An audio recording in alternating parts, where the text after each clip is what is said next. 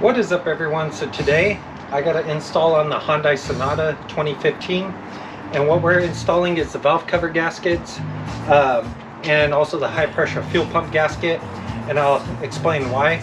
So let's get into this install and see what it's all about. Okay, so you may be wondering why I'm installing the high pressure fuel pump gasket and the valve cover gasket. Well, for starters, you want to determine why your car's leaking oil. Okay, so you want to start with the easy stuff first, and the easiest thing to do is look on top of the engine.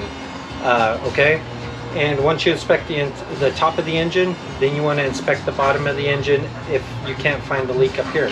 So the first thing I did was pop off the cover for the valve cover gasket area.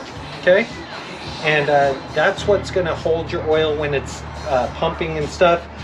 And that's what you want to inspect first of all. Okay, if that's not your issue, you want to check underneath near your oil filter, your drain plug, and also the oil pan gasket area, because those would be your leaking areas. If not, it could be anything around there. If you have like a oil cooler or something like that, that might be leaking, so check that as well. Okay, so for me, it's the valve cover gasket. Okay, now let's see what that looks like. So when you inspect the valve cover gasket, this is the valve cover here all the way across the top, and if you make your way around, you'll see the leak right here. So you'll see all that wet, and it's dropping on the top of the manifold, and along the edge here is where it's leaking, and that's because the motor sits back and it collects all the way over there. With cold temperature and hot temperatures constantly fluctuating, it created an issue with the seal itself, causing it to leak. Okay, now you may be wondering why I'm changing out the high pressure fuel gasket. And if you take off this rubber boot here, if you remove that, this is a high pressure fuel pump. You have to remove this in order to lift the valve cover. Okay, because you got some hard lines here, and those would be in the way, and then also the valve cover wraps around it, so it's gonna make your life easier by taking this off. So you want to make sure you got a gasket for this, just in case it leaks when you install it again. Okay, then you're gonna be installing or removing these right here, your spark plug caps right there, and then you're going to be removing your bolts here all the way along, all the way around your valve cover. Okay, and make sure you take off the wires. So let's get to removing all of these components and then removing the valve cover altogether. All right, so the first thing we want to do is remove all the hoses and plugs. Start with that first. Okay, and then make your way to the other things. Make sure you take pictures so that way you know where everything goes before you start removing it, so you could plug it into the same exact area. All right, secondary, what we need to do is we need to remove everything connected near or onto the valve cover itself. So like these are in the way. Okay, so we'd remove those. This is in the way, we'd remove that, and then once we get all that removed, then we start with the valve cover bolts themselves all the way around to lift it up. Okay, because you don't want to be taking the valve cover off and you're trying to mess around with everything else that's bolted up to it or around it last minute, because your whole valve on top, all the valves are going to be exposed, and you don't want any dirt and debris to get in. As you can see, there's a lot of dirt piled up onto these components. Before removing anything, you want to make sure your car cools down.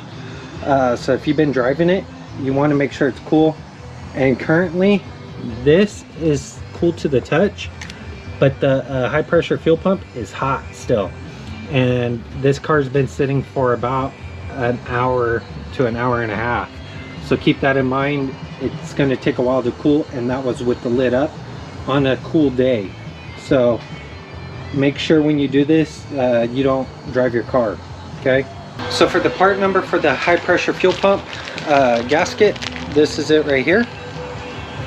It's a genuine Hyundai Sonata part. You could pause that if you want. And then also right here for the valve cover gasket itself.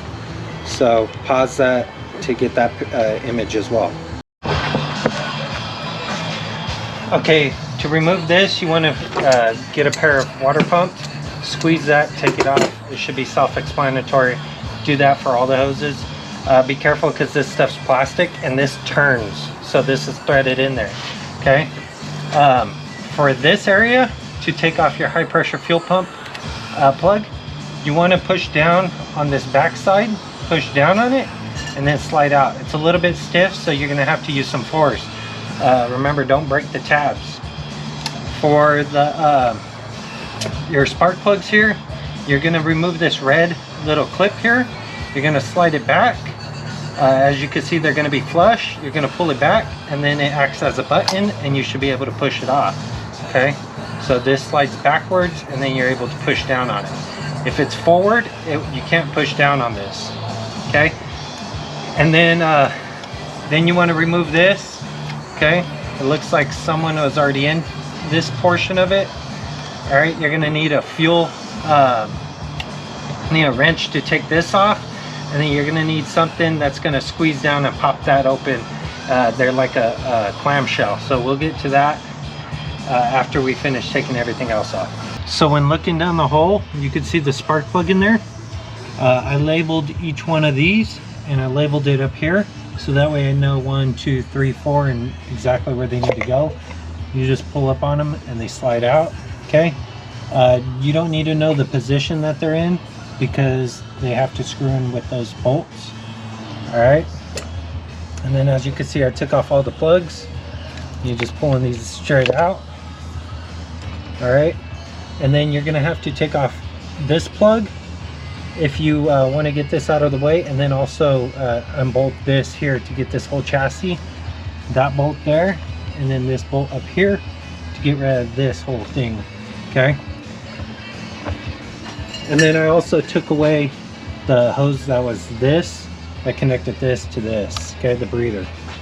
So to get this off, you need to use the number 19, okay, and all these are number 10s, so you can take off everything with the number 10 socket. Okay, so it's very easy to get all this stuff to be taken apart really fast. Okay, so since I didn't have a tool to remove this, what I did was I took a pair of scissors, put it in between, push forward and squeeze the scissors, and what the scissors did was pull back on here. You could push forward and pull back if you're strong enough, and then this should just pop out like so, and you'll get some gas that spews out. Remember, the gas will evaporate, so no big deal. Just make sure these are plugged so it doesn't get in there. Okay, and this can't come out until you loosen up these two bolts to remove this. All right, make sure nothing gets in there, no dirt or debris. I use zip ties to hold this out of the way. I took off a ground clamp that was here, this piece right here. I was holding the harness forward. Okay, so when you take off the high pressure fuel pump, this is what it looks like. You have one O-ring right here, and you have a gasket that's metal here. Okay, so this came off like this. Okay, and then what ends up happening is there's a roller, and it's like a plunger style setup, and then there's this little mark here. This faces the back of the engine, and you can see your cam there, and you want to make sure this wheel is in this direction like that. Okay, you can leave this in, don't take this out, leave it in there. But what it does is, let me see if I could get a hold of it, is as your engine's moving, it fits in there like this, and as your engine's moving, it pushes on the spring, creating a pump movement, giving you your high pressure fuel pump. It's pretty clever. Okay, so that's the roller bearing. So it goes like this in the engine, up and down, causing this to create a pumping motion, giving you a high pressure fuel pump. Alright, so don't take this out, leave this in. I gotta see where the gasket actually goes in there, because I thought the gasket was going to replace this piece here. As you can see, there's just an O-ring that needs replacement, if anything. Okay, so I'll leave that alone. I won't replace that, and I'll see what's underneath the valve cover. So it must be underneath the valve cover. This there's these little screws that are rivets. So you unscrew them and then you lift out the rivet. You take this air box off. I should have did this to begin with, because what ends up happening is you got to remove this in order to get where this line is. This is the stiff line. There's going to be a bolt back here for the valve cover, and you have to remove this rubber piece here in order for this to move out of the way. So what I'm going to do is I'm going to remove it here, leave it down here, and see if I could cam it backward. If not, then I'll have to unscrew it here and take out this whole piece just to make room for me to get in there. Okay, so all the way around you should have to remove 18 of these valve cover bolts. Alright, so a total of 18 plus all the other accessory bolts. I did have to remove this part so that way I could get it to come back. I didn't want to leverage because of this in the way. Alright, now I should be able to pop straight up. You won't be able to slide it or move it because that stud right here of this manifold. So you want to pop it straight up. If it doesn't come out, you could tap it with a rubber mallet just to loosen up the seal and then lift it up. So you're going to need a spatula style thing and a knife, or a hammer, my bad. And then you need to tap around the edge because this created a vacuum and it's hard to get up.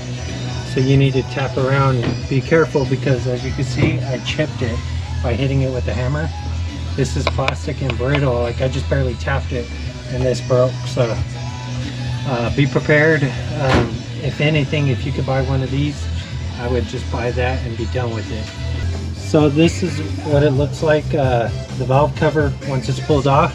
So you got your inner gasket here, that's separate, okay? And you have an outer gasket here with a little tang on this side. So it has this little tang, okay? So you want to leave it in until you match up the direction it needs to go, all right? So in order to get the valve cover off, this area and this back area was locked down. The spatula was able to get up these areas pretty easily. I recommend something shorter than this. It'll help you a lot better. But once you get all that, you got to use a pry bar, a small pry bar to put in there and tap it to lift up this area. Once this popped up, you were able to rock it a little bit and then use the pry bar to get that corner up. They have to be real small tools in order to get this stuff to work. So the pry bar should be about this size when you need to use. Tab. Okay, so this little tab here should have been connected to this gasket here and then trickled all the way down. So this is what the gasket should look like. Okay, it shouldn't be in two pieces. Okay, so you want to orient this correctly as you pull off that one. The other gasket, as you can see, there's no gasket here. So the fuel pressure gasket, the one that they gave me, it doesn't even belong in this. Okay, because this isn't even nothing. That's just burnt oil from getting hot. All right, and then that's just the rocker, the little piston thing that goes up and down that rides on each one of these lobes. The lobe that's underneath this is what pumps your high pressure fuel pumps. Okay? So this is a picture of everything. If you need to know what it looks like,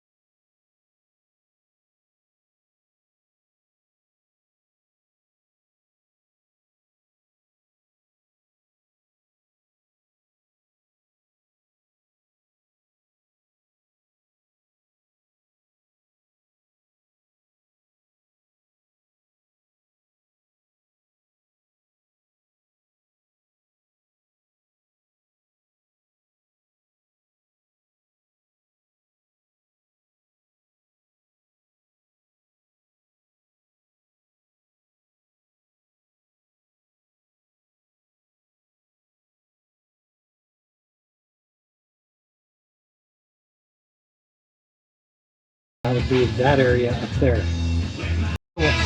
So what you need to do is wipe up everything where the valve or the valve cover gasket's gonna sit, okay? So you don't got none of this dirt here.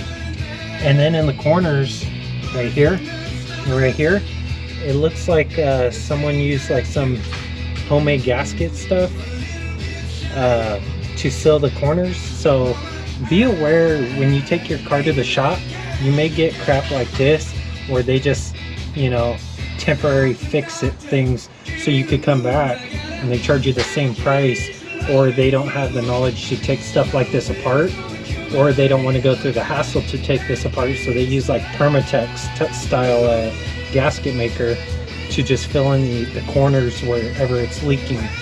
Okay, so be aware when you take it to a shop, they may do stuff like this. So this car had never been to a shop as long as I've had it, but the previous owner could have took it to a shop and they could have shystered them into thinking they replaced the whole thing when they really just sealed the areas that were leaking. Okay, and you can see it right in this corner right there, and this corner there. I don't think that would be from the factory. They would do something like that, so keep that in mind. Another thing you need to remove to make your life easier is remove the motor harnessing points. So this one and the back corner one, it's a number 12. It's just one bolt on each one of them.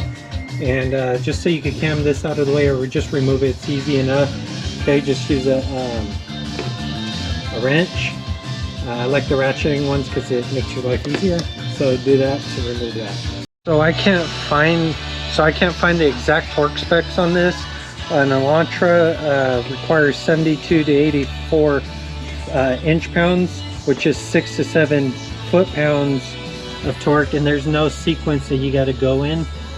So if you don't have a torque wrench, tighten them hand tight, and then tighten them with your ratchet wrench until they're snug, and then do them a quarter turn and you should be fine. If you have any leaks, tighten them a little bit more. So one thing you could do is start in the middle so your gaskets kind of smash out and move outward, especially because the plastic will flex. And then you could go across like how you would do head bolts and you do caddy corner, so it kind of seats itself nicely instead of just going all the way around where it's shifting it over to one side. Okay, so for reassembly, like I said from the get-go, when you remove any components, take a picture of them. If you're not familiar with taking apart an engine, take a picture of the nuts, the bolts, whatever it is you're taking off, and the locations on where they go, because certain bolts are certain lengths for the areas that they belong to. So having that part with the picture next to the area will help you quickly assemble this. So you reverse order what you took off, and it's self-explanatory, hence why I did not show you how to reassemble this, because as you took it off, you should have been taking those pictures if you're not familiar with it. And then also the pictures I post on there should show you like the general idea of where everything should be as I went through the video for you. So that's that. I'm going to leave the cover off of it right now, because what you should do is once you start it, inspect the area where you repaired to make sure it doesn't leak anymore. If it continues to leak, definitely start tightening those bolts down a little bit more to see if that helps fix the issue.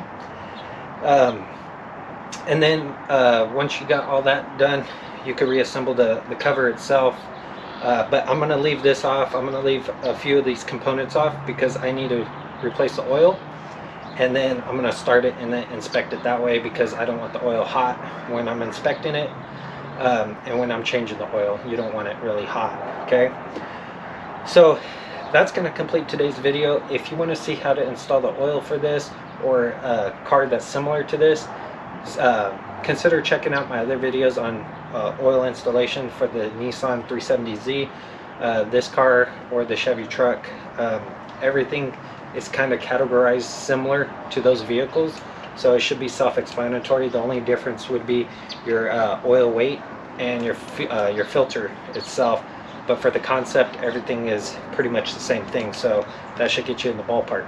So if this video was helpful, definitely give it a thumbs up. It's greatly appreciated to know that the content I'm putting out is helping you guys, and it's gonna push me to make more videos towards that content that you guys enjoy watching and that's helpful for you.